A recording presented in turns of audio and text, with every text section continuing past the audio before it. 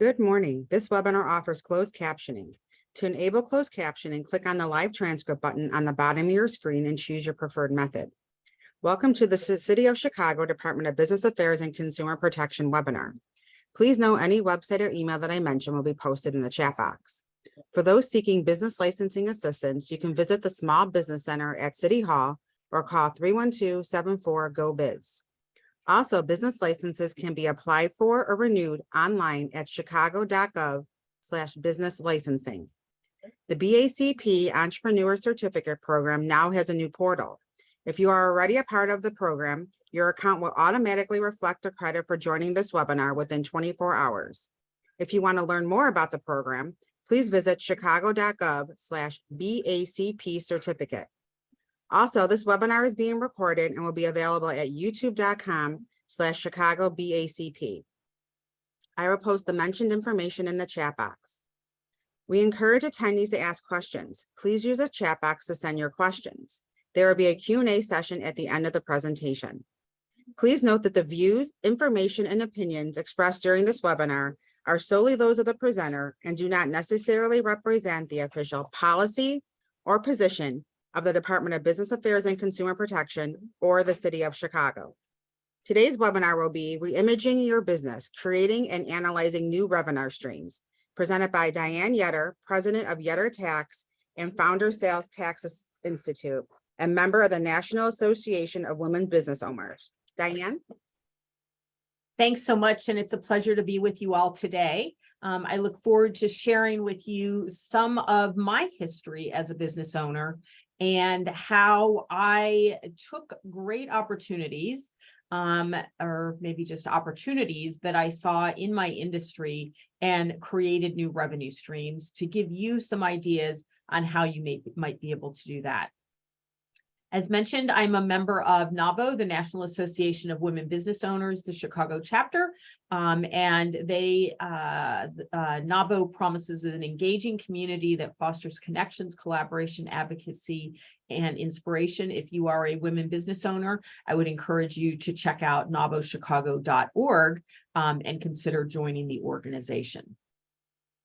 So who am I and why am I here talking to you? I am not necessarily an entrepreneur by training, and find that most entrepreneurs probably were not. You were probably doing something that you were good at, and hopefully something that you were passionate about. And that was my background. So I am a CPA by training. I am an accountant through my education.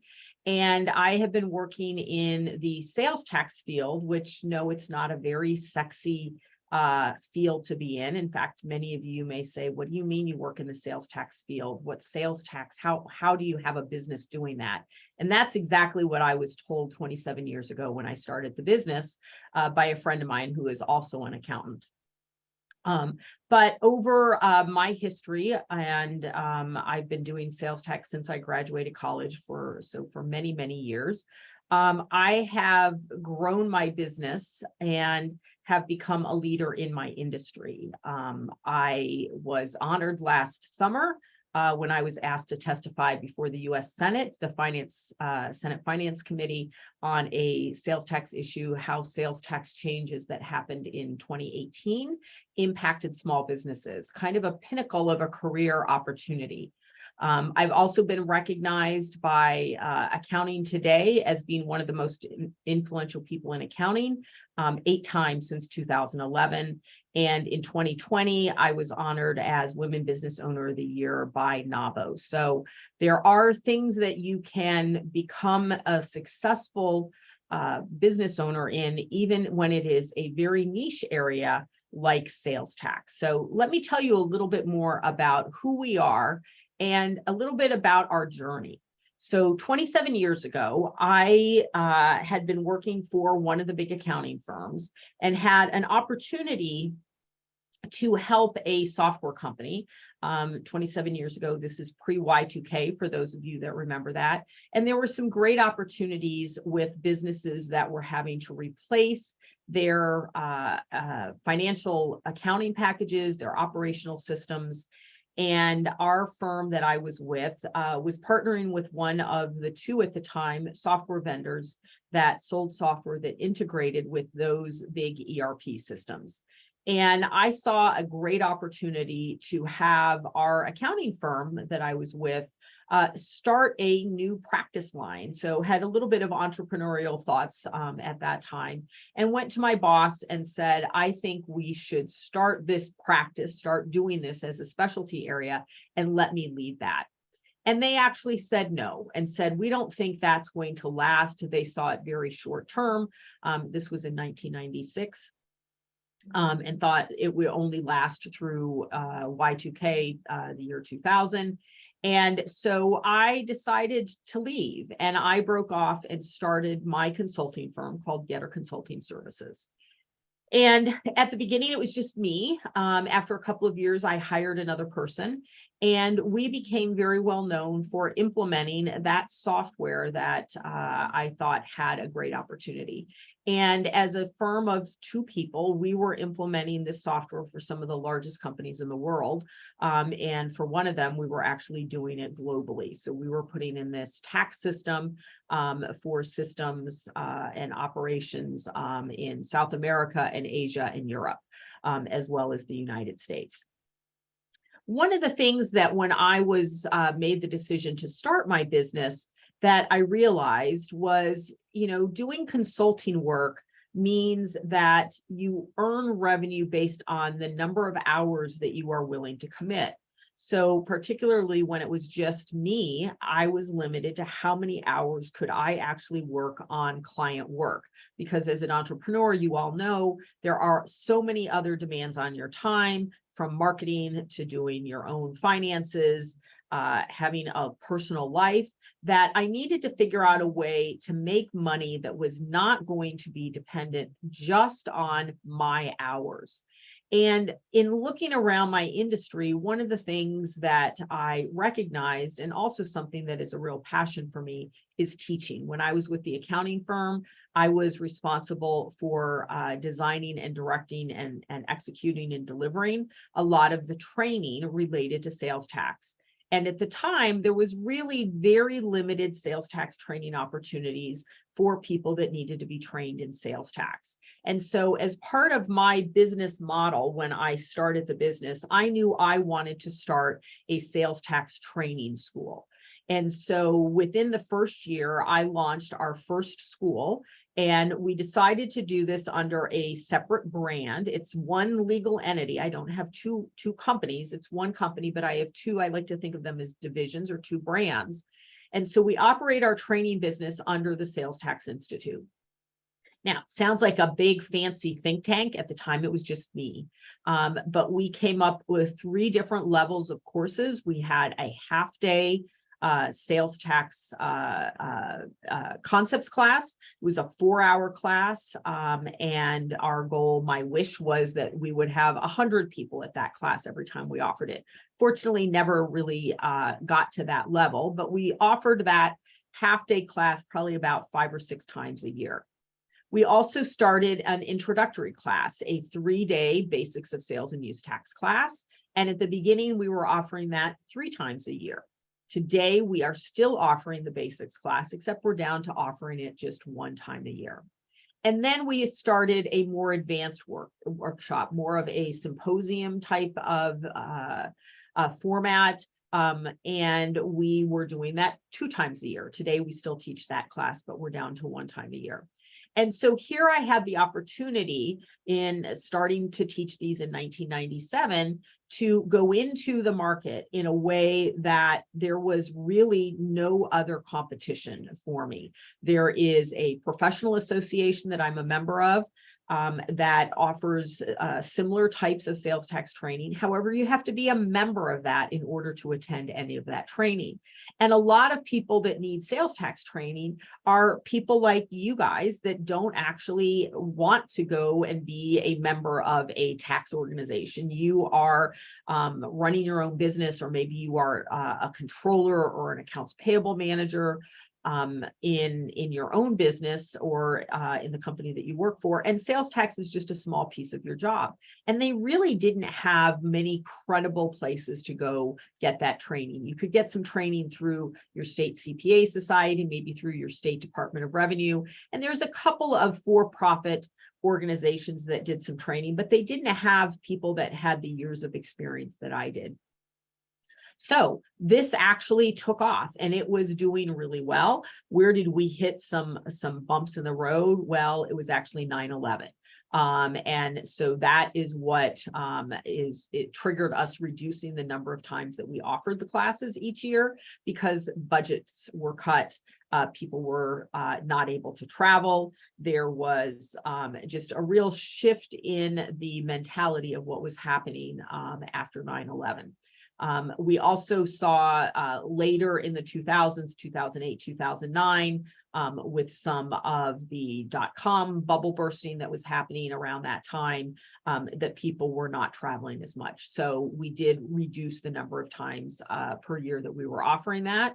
But it was a way to make revenue. It wasn't great revenue, but it was also a way to get, I like to think about it as subsidized marketing.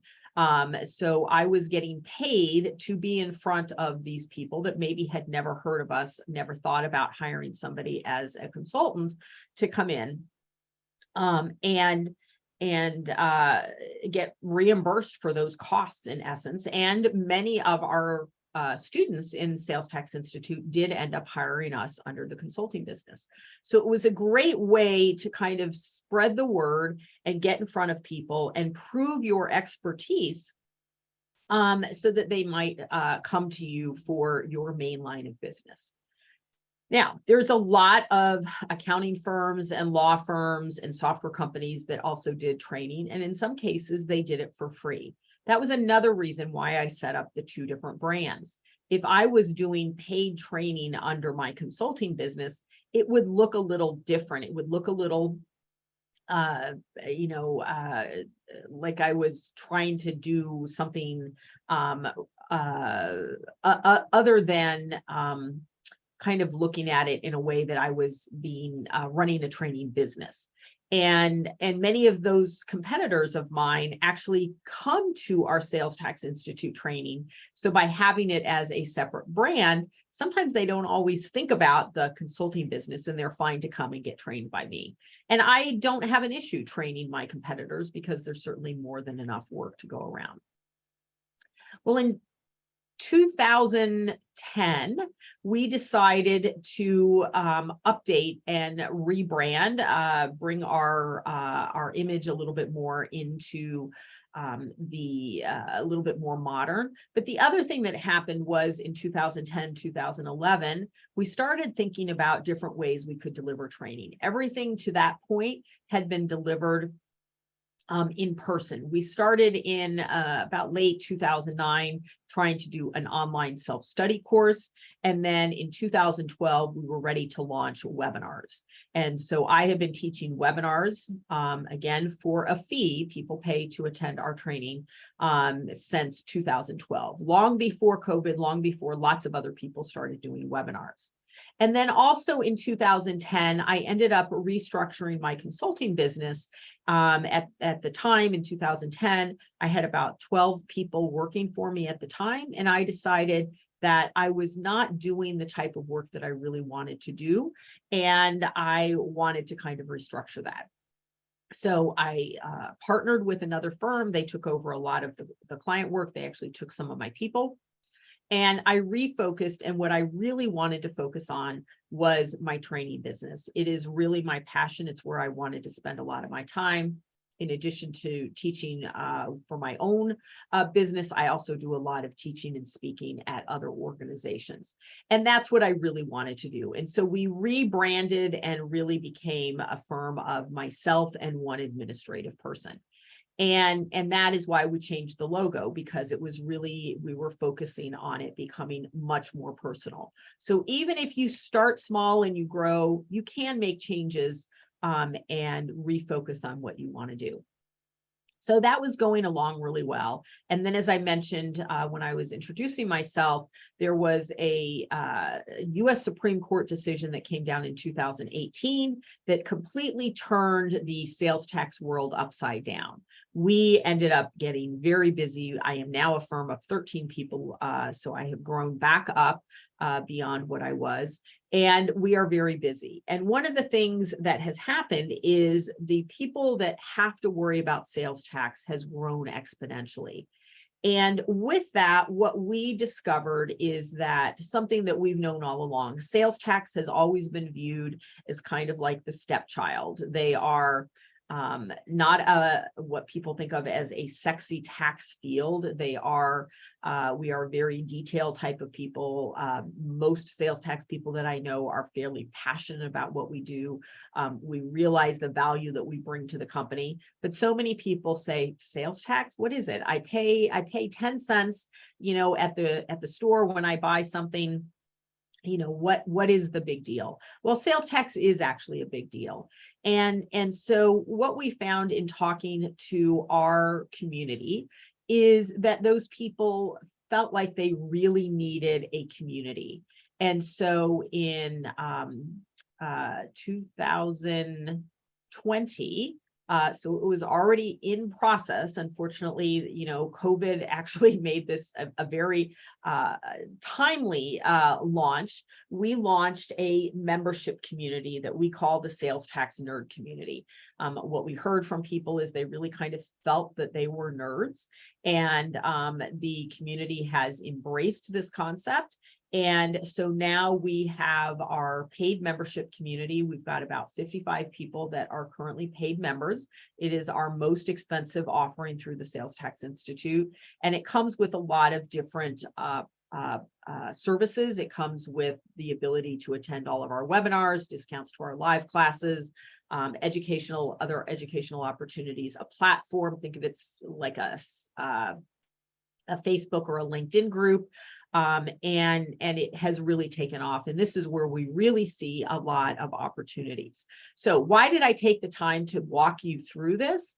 I wanted to just kind of explain what my goal was and for you to think about with these different things. So I did it as a way to help you see that even with something like a very niche consulting business in an area that most people don't realize there are actually businesses. And when I started in 1996, I had virtually no competition. Today, I have significant competition. Why should you think about and kind of broaden your mind about, are there other ancillary types of things that you can do? Well, certainly one of them is all of us want, and that is more revenue. We want to grow our businesses. We want to look for ways to be successful.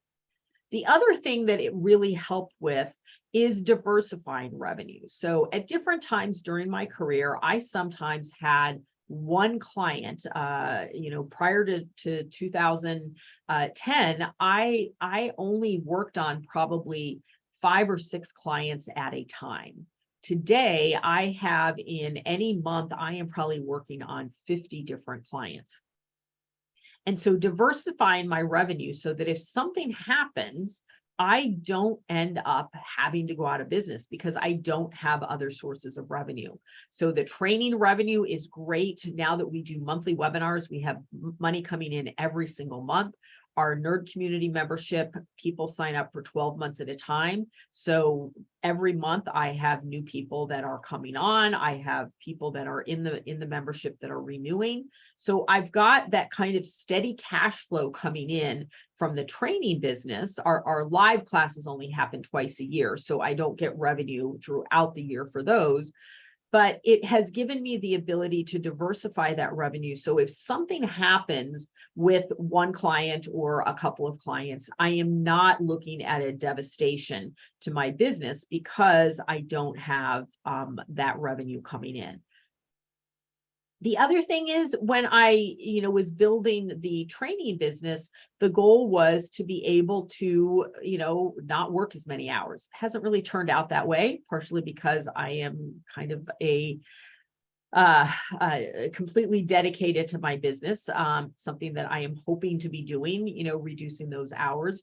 But when you think of ways like a training or a membership type of product, it means that you are generating revenue while you sleep, in essence.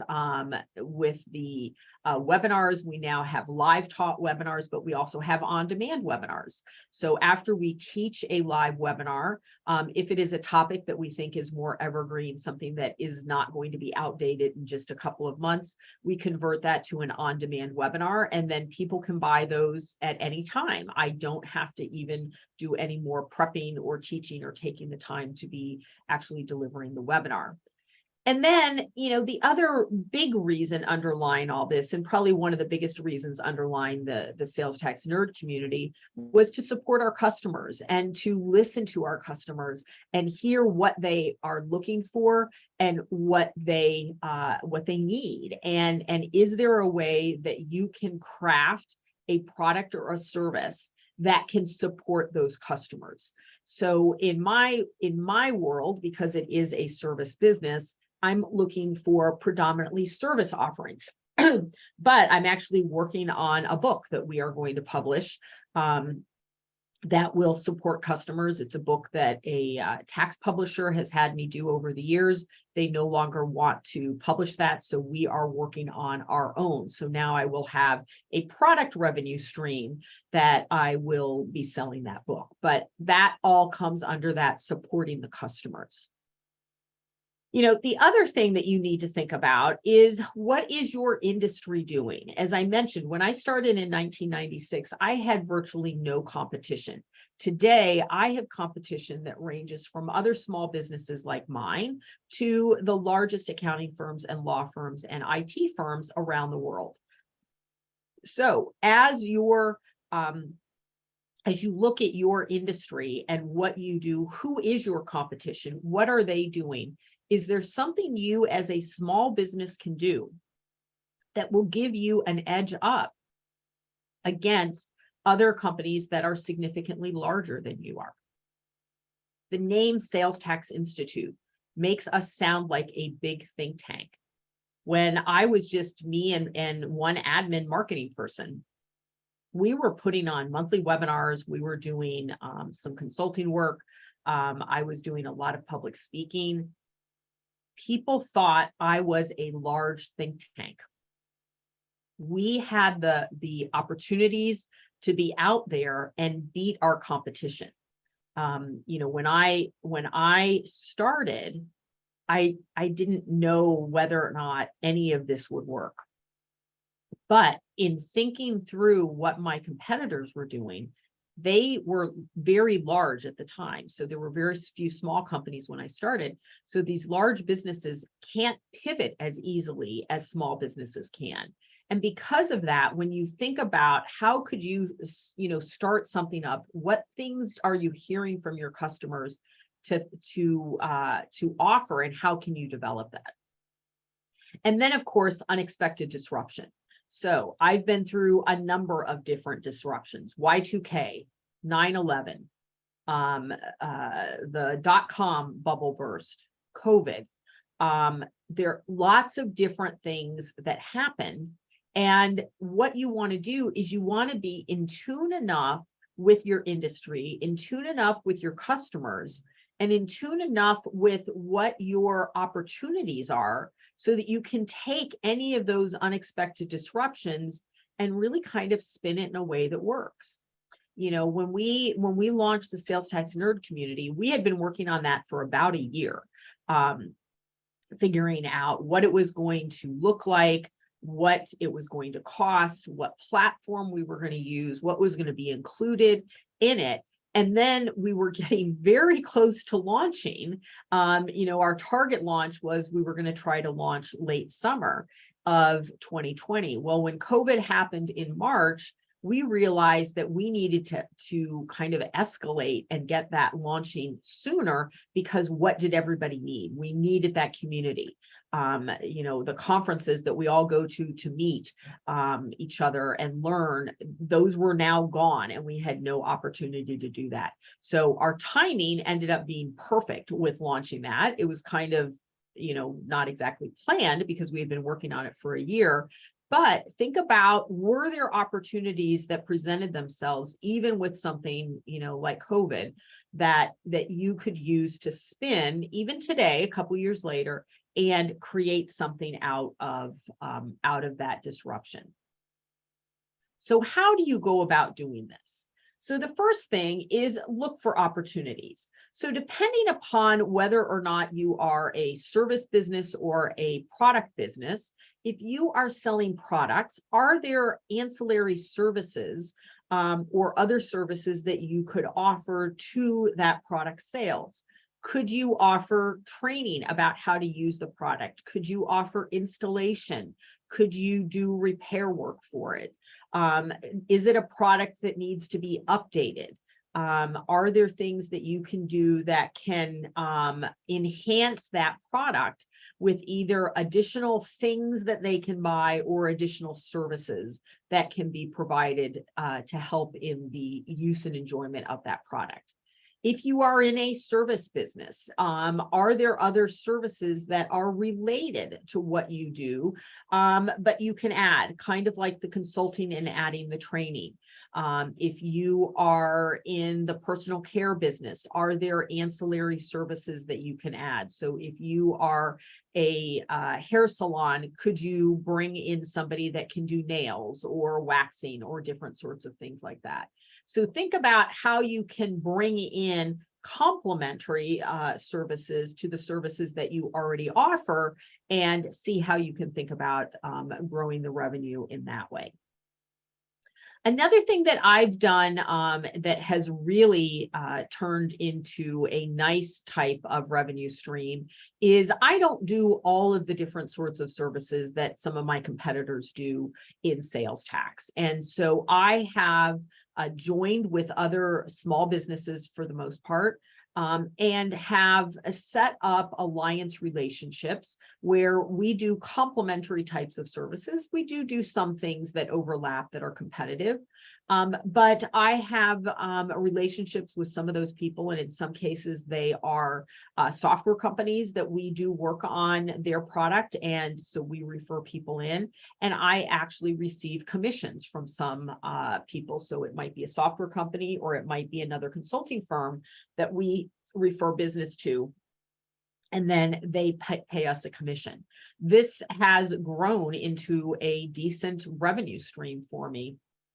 And it also shows and creates opportunities when those other people that I am aligned with, when they have an opportunity that maybe they don't have the available resources, if it's something that they also do, or if it's something that they don't do, that they refer the work over to us. We then pay them a commission when that happens. But this is a way that you can broaden the opportunity of the things that you do, particularly as you are starting out and growing, because you may not be able to take on all the work that you might attract. Royalties. So that book that I mentioned that I am working on right now, when it was sold by a publisher, I actually received royalties. So it was a book I wrote, and for years after that, I got royalties. At the beginning, they weren't that big. They restructured the royalty agreement, and then it became a decent amount of revenue that was coming in. Through our Sales Tax Institute a few years ago, probably about 5 or 6 years ago, we started offering sponsorships. So we now have some of the leading names of companies in our field. They are predominantly the software companies that are doing this, but we now offer sponsorships. And so this gives us the ability, and truthfully, this is what helped to fund the development of the sales tax nerd community. We have those companies that pay us sponsorship fees. In exchange for that, they get visibility to our community and to our attendees at our classes and our webinars. It also gives them some a little bit of credibility and clout because they are affiliated with us and we are highly respected in our industry. But it does give us revenue and allows us to do some of those things that we want to add and provide additional benefits to people within our communities. Partnering with people, I have lots of people that maybe are not in that Alliance referral commission bucket, but people that I partner with so that when I need, particularly I have this with some attorneys. So I am not an attorney, I'm a CPA, but sometimes my client needs an attorney. They need to fight a tax assessment and it needs to go to court, and that isn't something I can do. I have these law firms that have become great friends of mine that I trust, I respect. I know that they're going to take great care of my clients. And then when they get a client that needs more of the type of work that I do, that they don't do, like putting in a sales tax software system, they refer them to us. You know, right now I'm working on a project or hoping to turn into a project, issuing the proposal that a good friend that is an attorney referred over to me. And, you know, I have referred business to him. I mentioned that I do a lot of public speaking, and for some of those, I actually now get compensated. So I often speak to organizations that are tax organizations. Those I typically don't get compensated from, but what I do get out of those is I get the opportunity to attend the conferences. As a CPA, I have to get continuing education credit. I have to, this is an industry where you are learning something new every single day. And so I don't necessarily get paid for those, but I get costs eliminated. I might have to fly to the conference. I might have to pay for my hotel, but I don't have to pay for the conference fee. And that has allowed me, with all of the different speaking that I do, I don't have to pay to get any of my, legally required continuing education credits to maintain my license. But for other organizations, I actually do get paid. It's not a lot of money. You know, it might be $500 or $1,000. It might be that they're covering my hotel and my airfare to come and speak, so I'm not incurring costs. But that is a great lead opportunity for me to be out there in front of different organizations. In the tax world, people know me, but I speak in credit and collections. I speak in accounts payable groups. I speak in accounts receivable groups. So there are a lot of different organizations where you might have the opportunity to speak. Starting out, I obviously was not asking for those honorariums to come and do the speaking engagement, but now I am. I have the credibility, I have the stature in my industry that I have grown to be able to earn those speaking fees. And then looking to develop those new markets or products like we did with webinars. Long before people were regularly doing webinars, we were doing webinars. Our sales tax nerd community, there is nothing like it in my field at all. There are certainly membership communities in other industries, but nobody had done anything like that in mine. So look around at industries that maybe are nothing like you, and are there things that they are doing that you think you could modify or tweak and incorporate into your industry in order to be able to kind of be the leading edge on something. The other thing is, it's very important to pay attention to what's going on around you in your specific industry and what are other people trying to do. Is there something that is being launched by somebody else that is a competitor of yours that could either launch you into doing something, so maybe you may be more nimble and be able to move quicker and get to market a little bit faster than they did, or that you really need to be worried because what they're doing is potentially taking your revenue stream away. So always make sure that you are paying attention to what other people are doing. It's one of the reasons I go to a lot of the conferences that I do. I want to hear what other people are doing. What are new ideas that are people coming up with? There are, innovative things that we can do in the sales tax world, and sitting in a room and listening to my competitor give a presentation about something that they are doing, or a new interpretation of a tax law. And so they are finding refunds, for example, for people. That is always something I'm listening for, because I want to figure out how can I leverage that information, and is it something I need to do to make sure I don't become irrelevant? The other thing that you have to do is you have to do your financial evaluation. So you have to think about, how are you going to structure this? I mentioned that I have both Sales Tax Institute and my consulting business in one legal entity. I happen to be an S Corp. At the time I started the business, LLCs were not in existence. Would I be an LLC if I started now? Maybe, maybe not. Haven't decided if I would make that change. Doesn't make sense for me to change now. But I decided that I wanted to be one legal entity. I didn't want to, early on with Sales Tax Institute, I didn't know how successful it would be. I didn't know, would I actually make money? Would I have profit out of it? I was certainly making revenue, but early on I was losing money because it's expensive to put on an in-person event. Our events were not always in Chicago, so I had travel costs, I had the catering costs, I had venue costs, I had course development costs, I had teaching costs. So think about what makes sense. I wanted to offset any of that investment, otherwise sometimes known as losses, on the training business with the profit from my consulting business. So I wanted to try to balance those out. So that's why I decided to keep it in one legal entity. There might be reasons that you want to have them in two separate legal entities. If you come up with a great idea and you think it's something that you're going to be able to spin off and sell, but you want to keep part of your business intact, that's a great reason to set up two separate legal entities and have the ability to easily spin that off. Thinking about, do you need to be a corporation because maybe you have international partners and or international investors? That is probably going to require a C corporation, not even an S corporation. So think about what that corporate structure is, what you want to get out of it, how nimble you want to be, and even early on thinking about what is your exit strategy and setting up that corporate structure to support that. The other thing you want to look at is costs. So how are you going to produce? So where are you going to get your supplies? How are you going to get your inventory? If you are in the service business, can you provide everything, or do you need to hire subcontractors? Do you need to have employees? If you are producing something, how are you going to actually manufacture it? Do you want to be known as a made in the USA company, in which case then you need to find a local to the United States at least, producer?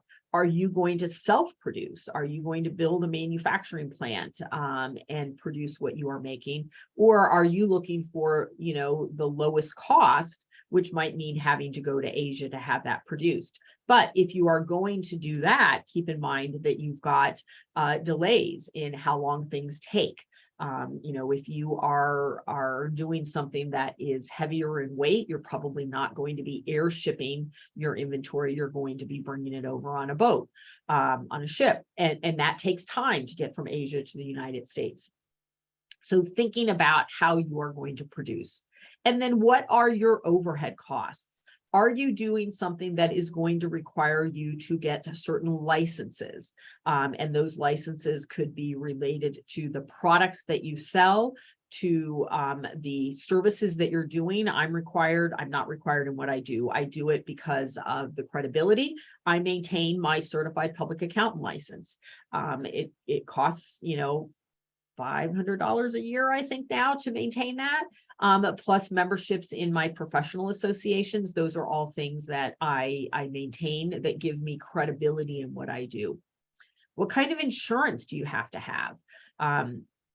Also on the licenses, if you're going to have a storefront, if you've got a restaurant, if you've got a salon, something like that, you may have those licenses, and the City of Chicago, business license group can help you really understand what those requirements are.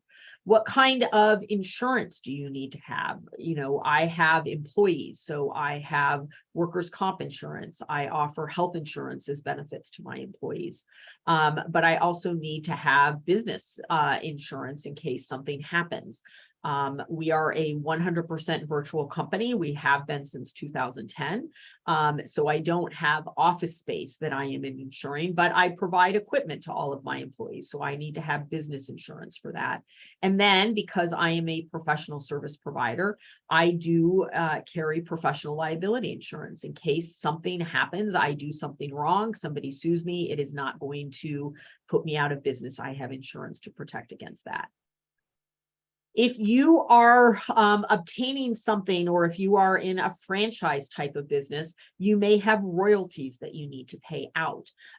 So if you are selling something that uses images, and you need to pay royalties to the illustrator that created that image, that would be an example of a royalty that you might need to pay. Or to flip what I had, I was getting paid royalties for writing a book. Maybe you're paying somebody to do something and you need to pay those royalties out. Once you understand all your costs, the next thing that you need to figure out, and these kind of go hand in hand, your margin and your price. So your margin, think of that, is your profit. So when you always start with figuring out what your costs are before you figure out what your price is. And you can either do that and then the margin is what just happens to be left over. Or if I want to have a 15% profit, then figure out your costs, add 15% to that, and that is going to tell you what your price is. But you may be in an industry or in a service line where price is competitive. And so that's where maybe your margin might not be able to be what you start with, but rather what you end up with. And so figuring out which way that's going to work, what that price is. And then if you don't have enough margin in there, you then have to go in and look at your costs and figure out how you can reduce your costs. If you need to reduce costs, that's where finding, cheaper suppliers, early on, because when I started my first year, I was a sole proprietor. And then once I hired my first employee, I became a corporation. But early on, the salary I paid myself was pretty low. I took more than a 50% pay cut when I left the accounting firm that I was with. And I did that because I needed to manage my costs. So sometimes you have to look at your compensation, and that may be a way that you manage cost. Benefits that you offer employees, you might not be able to offer the same sort of benefits that you can offer after a couple of years when you are established. So think about those sorts of things that go in. And then lastly, don't forget about taxes. My business is sales tax, so it's always top of mind. In fact, it's one of the reasons that we have structured our business in some of the ways that we do. Our on-demand webinars are subject to tax in some states. Because of that, we don't directly sell those. We go through a third party to have them be the ones that are responsible for that. Why? Because my systems today can't easily accommodate handling and collecting tax. I have an obligation in many states to collect tax if I was selling something that was taxable. Luckily, my live training and my consulting services are only taxable in a couple of states. And luckily, I don't have clients in those states, so I'm not worrying about that. But if you are selling things, then you have to make sure sales tax is something you're taking responsibility for and setting that up from day one. We talk to a lot of companies that say, I'm going to wait until I'm making more money. Well, the thing to keep in mind about sales tax is it's due, and you have an obligation to collect it. If you have certain presence, you're certainly going to have an obligation to collect it in the state where you are located. So I think all of you are here in Illinois. So you would have an obligation to collect Illinois tax from day one of your business selling that. For every sale that you make, for every dollar of sale here in Chicago, particularly, the tax rate is 10.25% for general merchandise. So if you sell something for $1 and you don't collect that tax that you should have, you just took 10 cents out of that profit margin. So you are losing money right there because your profit may not be more than 10%. And so that's why it's important to make sure that you are handling sales tax from the beginning. If you are doing services, in Illinois, many services are not taxed, but they could be taxed if they are remotely provided services. So if you're like an IT company and you are providing, software as a service to people, that may be taxable in other states that you have customers in. So you need to think that through. Income tax at the beginning, you may not have an income tax obligation because you don't have profit. However, you want to think that through. You want to make sure that you are doing that correctly. You need to make sure you're filing those tax returns, because if not, when you're not filing tax returns, you have the risk that you may not be able to claim those losses and carry those forward to years when you actually do have income. And then business licenses are very important to make sure that you're compliant with that. We comply with the business license requirements that we have in our business. The risk of me being caught are probably low because I am a remote business. I don't have an office, but when we did have an office, we had the city of Chicago, come knocking on our door to make sure we had our business license, and we did, so we were fine. But if you are a storefront, if you are a restaurant, you are going to have a variety of different types of business licenses that you need to have, and they have the ability to come in and actually shut you down if you do not have your business license. So make sure you work with the city, know what your requirements are, and have those in place, and make sure that you don't let them lapse. So it's very important to have those tax compliance things in place.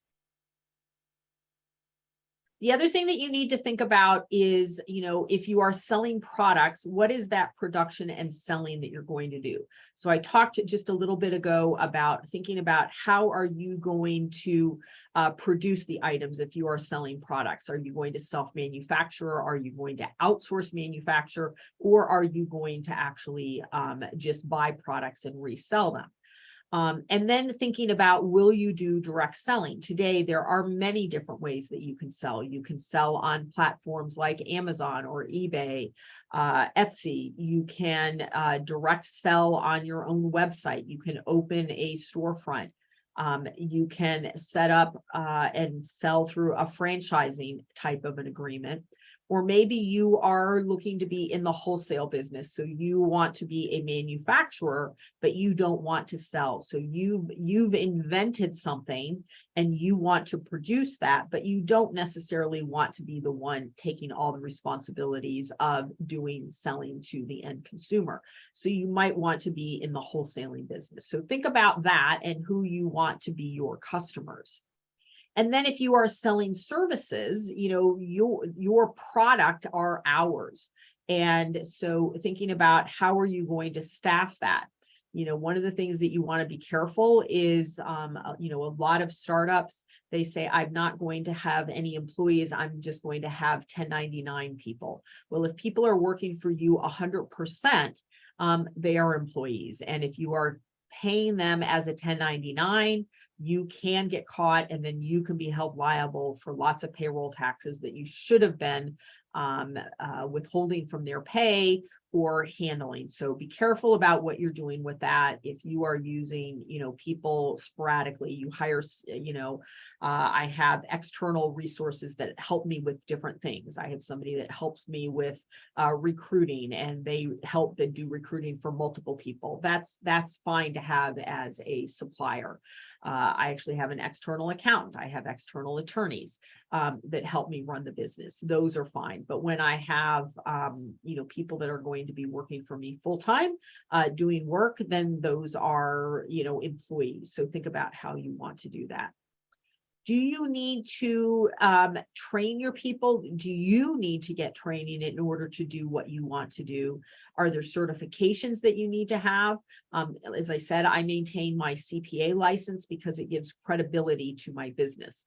But are there other certifications? We have certifications with some of the software companies that we work with, because that gives us the ability to do additional services that we couldn't do if we were not certified as implementers for the software. So think about what kind of certifications you might need. And those cost money, and you often have to do continuing education with organizations that you have certifications with. So think about that. That's all going to go into your pricing. All right, so then the next thing that you need to think about is how are you going to make people aware of your business and what you sell and who you are? So the first thing to think about is your brand. I showed you the evolution of our logos, thinking about what we called ourselves. You know, when I started out, I was Yetter Consulting Services. Then as I built my staff, we were trying to get away from clients always wanting me. And so we started going by our acronym YCS. So my name wasn't as prominent in what we were doing because we wanted our other managers to be the ones that the clients felt comfortable with. Then when I restructured in 2010 and it was all about me, we changed back, and now, you know, our company, we go by Yetter or Yetter Tax. And that logo is my signature. It's not exactly my signature, but you know, it was meant to be a very personalized logo that makes it look like it is me. And that was what we wanted to do. So we were very intentional about how we built that brand and what we were doing with it. You know, our Sales Tax Nerd logo, that was a brand new brand that we operate under. We wanted it to be a little bit playful. That's why we used the colors that we used. We wanted to make sure that it looked like we were smart. That's why the logo has books in it. The Sales Tax Institute, the pillars that look like a library or a governmental building, that was, we wanted to give that impression of stability, of dependability. So thinking about how you're going to do your branding and what you stand for. Are you in a line of business that you're a franchise? Are there requirements that you have to meet within that? You have to use certain colors, you have to use certain terminology. How are you going to work within that requirement? What if you want to start a franchise organization? So you are going to be the franchisor. You want to think through how are you going to maintain that brand and image across disparate people in different locations? What are those brand things that you want to think about as a franchisor? Think about what sort of trademark or service mark protections you need to have. Patents.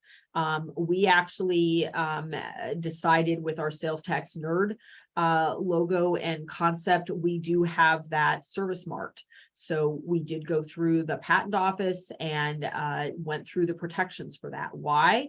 I didn't do it for Sales Tax Institute. I didn't do it for my consulting business, but I had concerns and I wanted to protect myself because a lot of people call themselves nerds or tax nerds. And I wanted to make sure that I protected that image, that I protected the concept. And so that is what I did with our Sales Tax Nerd. We're going to work on getting our Sales Tax Institute protected officially. So we have a registered service mark on Sales Tax Nerd, but we just mark it as a service mark at the SM on our Yetter Tax and our Sales Tax Institute. But if you are doing products, if you are doing things that you need to make sure that you are protecting, make sure you get that done so that you can prove that you've had that from the beginning. And then, are there any licensing agreements that you have to worry about? I have partnership agreements that I have with the software companies that we work on. I have non-disclosure agreements that I must abide by. I work with all of the leading software companies in my field, and I need to have their trust in me that I am not giving away their secrets to their competitors. So I have agreements that I have to comply with. So those are some of those licensing agreements that I must comply with. Are there things on the outbound that you want to have? When I have speakers speak for me, I have them sign speaking agreements that give me the rights to use their image and likeness and their name and what they say. So we may do a webinar that I have a guest speaker on, and we're going to turn that into an on-demand webinar. We're making money off of their participation. I want to make sure they realize that I'm going to be doing that and that they're giving me the rights to, in essence, sell their content that they share in our webinar. So make sure you have all of those things lined up. And then when you get ready to market, you want to come up with that marketing plan. So you want to think about your launch plan. We were very deliberate in what we did with our sales tax nerd community. We knew, and that's what we kind of escalated. We were pretty close to having it done when COVID hit in March. And so we escalated our launch plan, how we did that.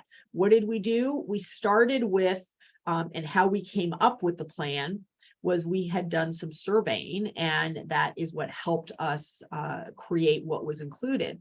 So people that responded to that survey, one of the questions that we asked in the survey was, if we offered something like this, would you be interested? We did that. We launched an online 9-week class after the Supreme Court decision came down in 2018. We sent out a survey and said, we're thinking about creating this class. We're not exactly sure what it'll look like. We're not exactly sure how much it'll cost. Here's some broad ideas. Tell us what you think. Oh, and if we offer this, would you be interested? So if you do any of those surveys, always ask for a level of interest and get their contact information. So our initial launch plan for both of those things, this new class that we launched in 2018 and our nerd community, we had an inventory. We had a list of people that had expressed interest. So what was our launch plan? Our launch plan was to do a quiet launch, and we sent opportunities to pre-register to those people. Our class that we launched in 2018, the court decision came down in at the end of June of 2018, and we sent out emails in July. It came back. We had a couple hundred people, hundreds of people say that they were interested. So we're like, okay, we need to do this. So now we started working on creating that. And then we had this list of these couple hundred people that had an interest. They were the first people we sent it to. We wanted to keep this smaller. Our goal was to have 25 people in this online class. We wanted to be able to give them very personalized attention in the class. We had other things that they could contact us for support and help. So we didn't want to be overwhelmed.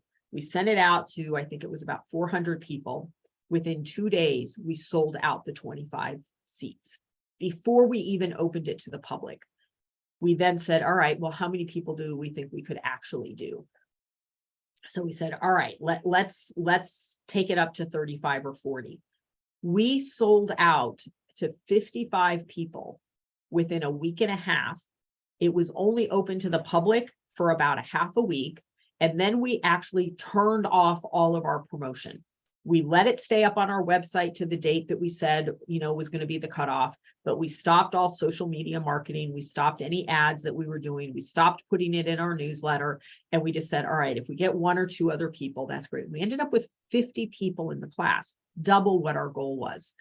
We did a similar sort of thing with our nerd community. We had done that surveying. We sent it out to those people. And I think we sold 25 before we actually opened to the public, and we're at 55 now. We've had some growth and some people not renew when their renewals come up, but that was our launch plan. So come up with what that plan is going to be for how you're going to get the word out, and know when you have to turn the spigot off. Don't let yourself get overwhelmed. The next thing is to identify your champions. So in this case, our nerd community, we have identified people that have been very active in it, have gotten a lot out of it. We do testimonials with them. We ask them to spread the word. We have some referral benefits to people that refer other people into the community. For our faculty that teach our live classes, they all have discount codes. Our sponsors have discount codes to help promote us. So think about who your champions are and arm them with information to get word out about what you do and who you are. And then another really important thing is, where do you want to market? Who are your customers and where do your customers live? Don't feel like you have to be out in every potential marketing stream. You know, we are a business to business service. So our best source of opportunities and where do we get our most engagement is truthfully through LinkedIn. We just launched on Instagram. I don't know that it's going to be the right thing, but you know, my marketing team wanted to experiment with that. So we are picking up followers on Instagram, but it's not probably our primary. LinkedIn has been. We're on Facebook, but you know, where do we get most of our sales? Not through any of our social channels. We certainly get awareness out of that, but where we get our sales is off of our email list. So a lot of our promotion is to try to get people to sign up on our email list so that they can get other educational information, because we send out educational things, not just marketing and solicitation. But figure out where your customers live. If you are very B2C, then Facebook, Pinterest, Instagram, those might be the markets that you need to be in. You shouldn't be on LinkedIn at all. We have a YouTube channel. We put a lot of our videos up. We're not trying to sell off of YouTube, but it's where our videos that we do, we try to be educational in nature. We put out helpful hints and helpful information. And our website, crazily, you know, we generate 40 to 50,000 visits to our Sales Tax Institute website a month. You know, I think last year we were like 1.5 million visitors. Crazy to think that a sales tax website can get that kind of traffic. We have a lot of competition on our traffic now. We don't actually do any paid advertising. All of our growth is organic. Why is that? Why do we have that? Because we have great content on our website. We are not just a sales website. If you go to our website, salestaxinstitute.com, it is filled with helpful information, and that is what drives our traffic. So I could do a whole nother presentation for you on content marketing and how you can particularly market to a service business. But very important, don't feel like you have to be everywhere. Be where your customers or where your intended customers live. All right, so what have been the results? So when I look at what has happened, and as we have added different services, so this is really probably more in the last probably, you know, six to 7 years. You know, we have seen an increase in our existing services. So this is, we have more clients that are hiring us on the consulting side. We have more people attending our training because we have more visibility. We have increased our reach. We've seen about a 33% growth in our revenue. As we added new revenue sources, so this is when we added our sales tax nerd community, as we added our sponsorships, which is something that is newer that we have done, and as we added our sales tax jumpstart class, that you know, our sales tax revenue, our sales tax institute revenue early on was about 2 or 3% of our business. Today, it is the new revenue sources are about 25%, and our overall training business and that revenue is close to 35 to 40% of our revenue. So by looking at different ways to kind of reimagine that training business, it has now become a significant source of revenue. And so that is that diversification of revenue source that I talked about. Before, I was very, very dependent upon my consulting. And if I had a big consulting client, pause a project, I had a team of people sitting around with nothing to do. Now, if I lose a client or somebody decides to pause a project, it's not even a blip, because I have enough different revenue sources that I can handle that. It also, has really increased our visibility. We have customers coming to us, whether it is attending our training or hiring us to do consulting work from many different sources. We've got a great relationship with a number of attorneys, as I mentioned earlier. We have one that specializes in online sellers, and she, found us because of our visibility and came to us and now refers a number of clients to us in the online selling community.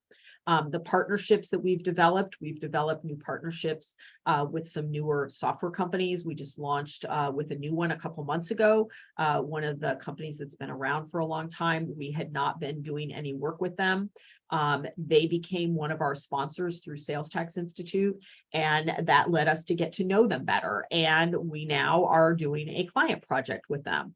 And so looking for those partnerships, partnering with, we're now partnering with a credit organization to provide sales tax resources to their membership. And it's because they found us, called us, talked to us, decided that, yes, we were very knowledgeable on this, and they wanted to partner with us. So now we've got a pretty strong partnership with them.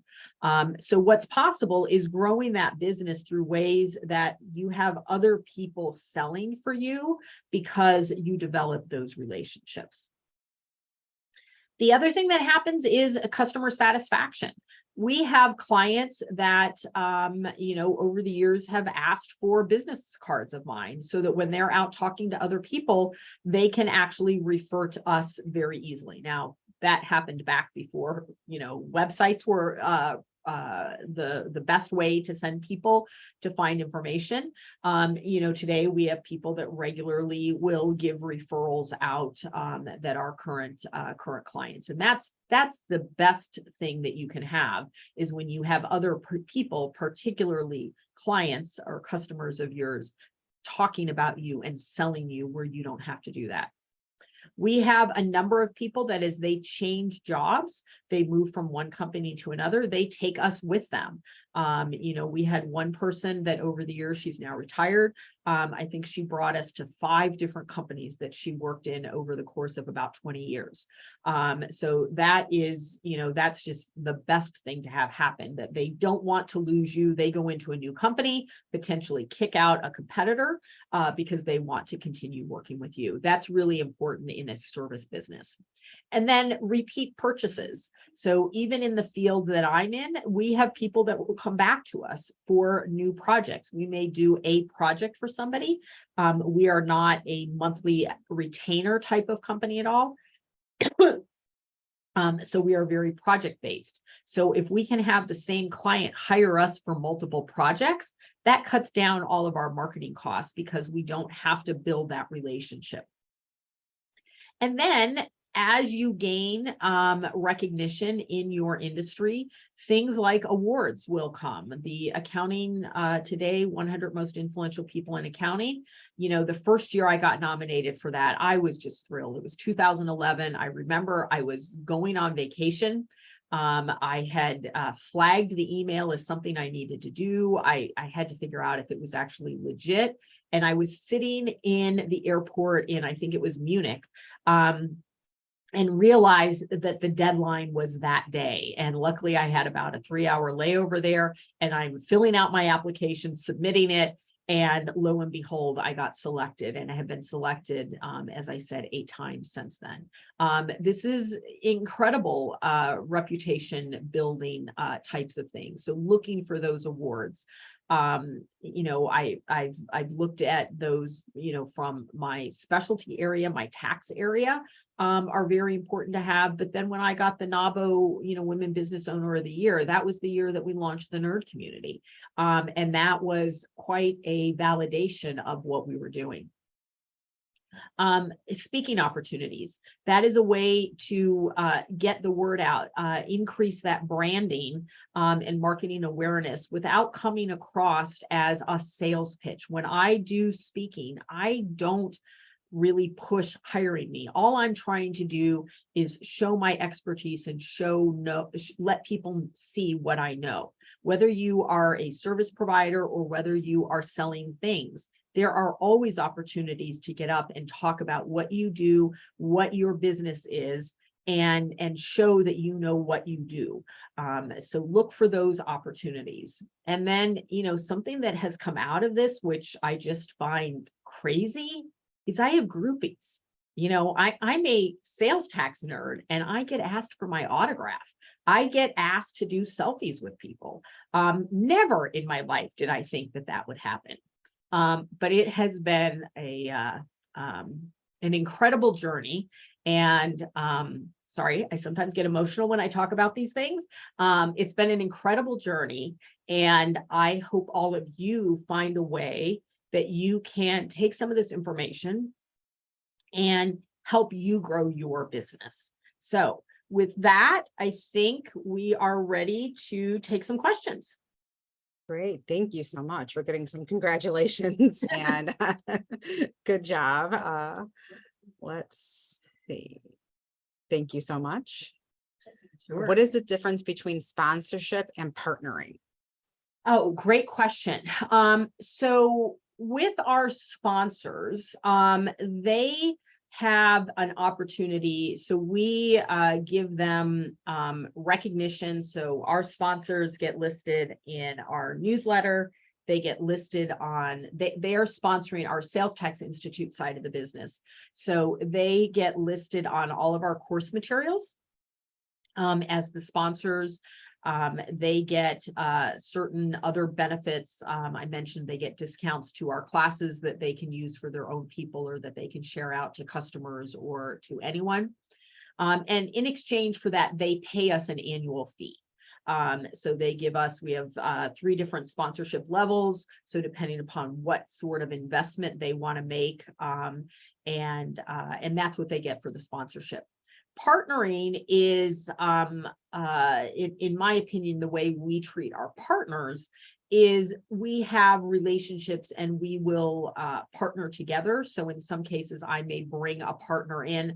I'm working on a couple projects right now with clients that need assistance in Europe. And I know enough about European tax law to know when we need to bring a specialist in. And so I have a VAT partner that I bring in. And so he is available that I can run questions by him. And then when he has US questions, I'm his US resource and he runs those questions by me. And then when we need actually work done, I bring him in as a partner. I bring him in as a subcontractor to me, and then he will invoice me and then I invoice the client. And so that to me is more of the partnership, that it is on an as needed basis. And then you work out a mutual way that you are going to partner with those people. Great, thank you. We have a quick question on our certificate program. So yes, if you registered in the portal, you will receive credit for this webinar within 24 hours. Next question, how do you determine speaking fees? You know, that's a hard one. As I said, you know, my speaking fees are pretty low. I think the most I've gotten is $2,500 for a speaking honorarium. You know, I started out low. You know, I started out, you know, $500. Or, you know, cover my travel expenses if it was something that I was traveling to. And so part of it is talking with the organization and finding out, do they have a budget? And if they do, what is that budget? I'm going to do a presentation next week for a college. It's going to be a webinar presentation. And it is, I think it's a 3-hour class session, and I'm probably going to do a little more than half, and then the regular professor is going to do the other half. The teaching fee for that, what the faculty person gets is they get $1,000 per week of the class. So the professor agreed to split that with me. So I'm going to get $500 for that. So, right now with what I'm doing, I'm not, typically thought of as a keynote speaker, that might be going to a large conference, like the Consumer Electronics Show or something like that. Those people, those keynotes, they'll get, 20, 30, 50, $100,000 to come and speak. I'm not at that level. The topics that I talk about are typically not those types of topics, but I think it's really ask the organizer if there's something they can do. And like I said, I started out with cover my airfare and my hotel, because that's a cost. And, my time, okay, I'm there, it's an hour presentation. I've got some travel time. I can do other work while I'm doing that. But hard costs early on, those were harder. And so if they could cover those costs, that was a big way to think about it. Great, thank you. How do you get paid, track your fees and or commissions from referrals, royalties, sponsorships, and partnering? So how we track, so I am as a service provider, we actually, for our fees, we have a timekeeping system. And so all of my team, as they work on different things, particularly client projects, we have a timekeeping system that tells us what client they worked on, what project they worked on, and then we use that to calculate our fees. It's a pretty sophisticated project management, time management system we use, and then that kind of integrates with QuickBooks, which is where we do our billing out of QuickBooks. So that's how we do our consulting fees.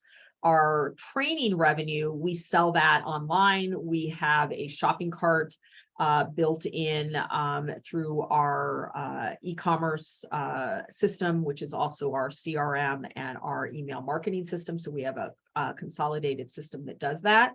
And we, make those sales directly out of that, pay via credit card. So that's how that happens. The sponsorships, we negotiate those. So we come up with what is the sponsorship package each year. And then we go, luckily, because we've been doing this for a number of years, we go to our existing sponsors and say, do you want to re-up? Here's what we're doing. Over the years, we've tweaked what's included with the sponsorship.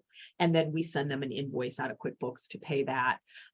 For the referrals, for the software companies that pay us referral fees, those they typically track. We know what companies we have referred over to them, and have kind of a loose tracking of, hey, we haven't seen our referral fee for this.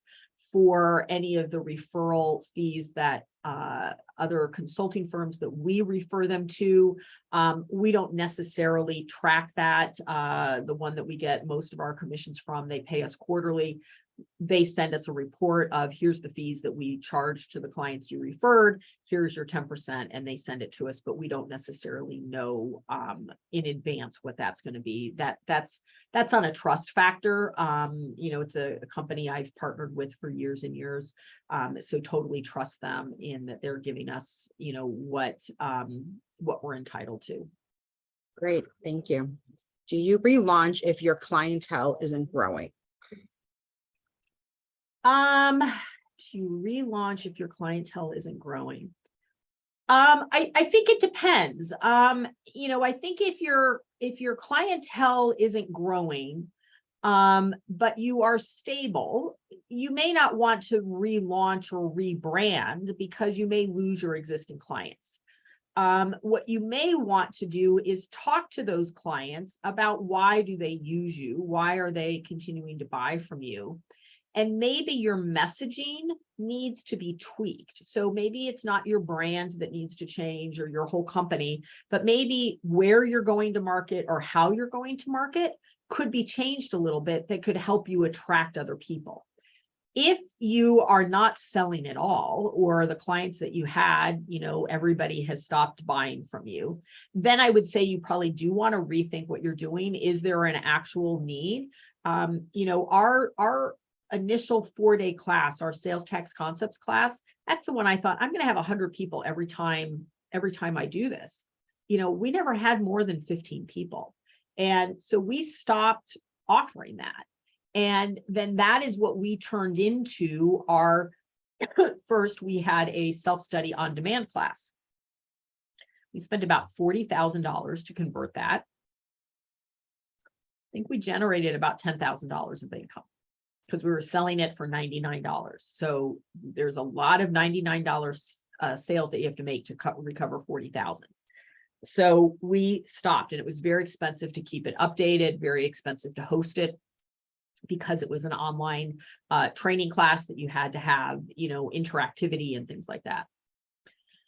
We converted that to our webinars. So we had started working on that on-demand class in about 2008, 2009, launched it in 2009, tried to sell it through 2011, and it wasn't working. And so that we did relaunch. And at that point, you know, webinars were just starting to be the thing. And we decided, let's make this, let's switch that. So that was a way that we kind of maybe relaunched that, because we weren't making sales. But I wouldn't say, if you have clients and if they're buying from you, I don't know that I would relaunch. I would probably tweak. Great, thank you. Another question. How did you decide which online platforms to use for hosting video? So very many. You know, that was a hard decision. Although when we started, if you can think back to 2012, there weren't many options out there. You know, Zoom was not available. At the time, we had GoTo and we had Citrix. No, GoTo and what was the other one? There were two. And, you know, we looked at the platforms and we ended up starting with the GoTo platform. So we were using GoToWebinar.